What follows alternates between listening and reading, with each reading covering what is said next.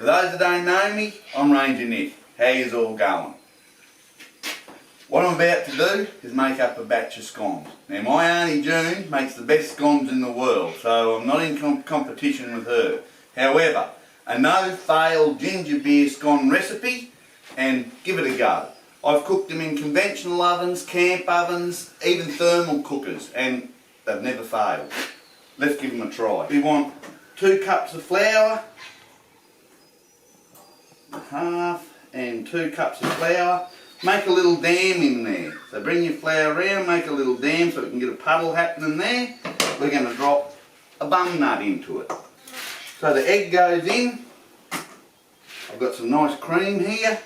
So we want a couple of tablespoons of cream. So there's 2 tablespoons of raw sugar. This is a very straightforward recipe.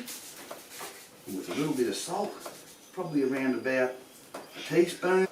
As I was saying, a lot of people say they make rock cakes. I really don't understand how. There's a couple of little tips and I'm going to explain them to you shortly.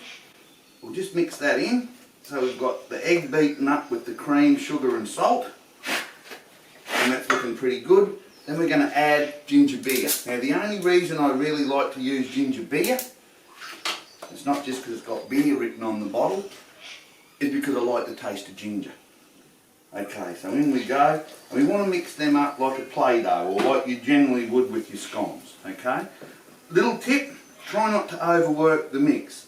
So as I mix it in, you might have heard your grandma say, use a butter knife and cut your mix.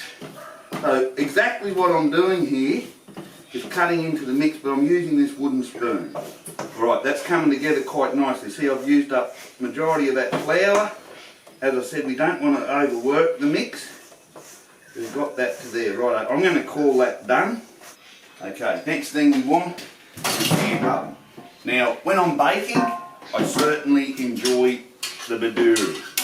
Baduri ovens do a great job of baking, so that's what I'm going to be using today. Now, first things first, I do have a trivet in the bottom of here. It's not needed. You can just put it on a bed of flour if you wish, but I like to put the trivet in.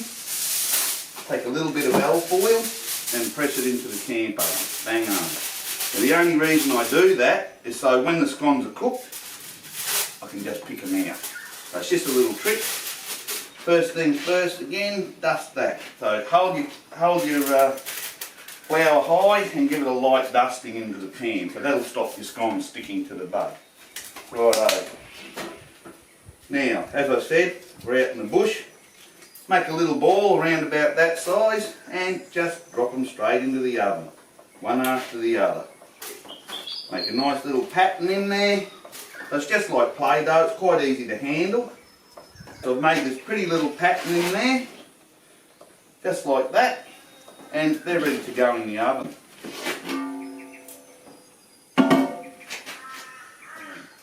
Okay, now we'll put our bees down into our fire pit. Using my Baduri, I put my beads into the bottom, and I have 10 beads under the oven, and I'm going to put 14 on the lid, because you do want a nice hot oven. So the tips I can give you about making scones so they turn out is not to overwork the mix, and nice hot oven. Okay, from 14 on the lid. Even them out around the oven. When you can smell those scones, like any baking, they're very close to or cooked. So let's use our nose and our watch, and in 10 to 12 minutes we're going to be eating scones. Pick up the ears of that one, and how about that? Nice scones, 10 to 12 minutes, how can Auntie June be wrong? Get that into you.